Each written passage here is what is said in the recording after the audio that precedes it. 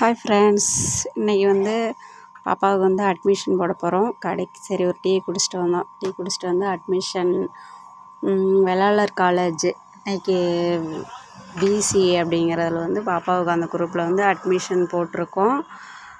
மகளிர் காலேஜ் தான் பாப்பாவுக்கு அட்மிஷன் போட்டோம்.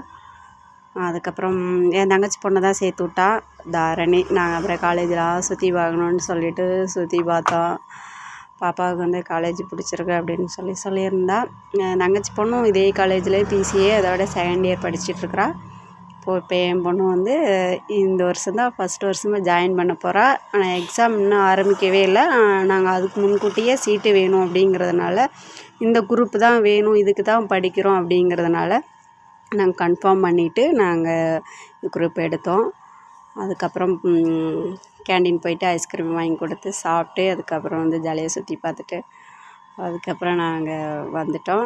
ஓகே பாய்ங்க. இந்த வீடியோ பிடிச்சிருந்தா லைக் பண்ணுங்கள். Okay bye.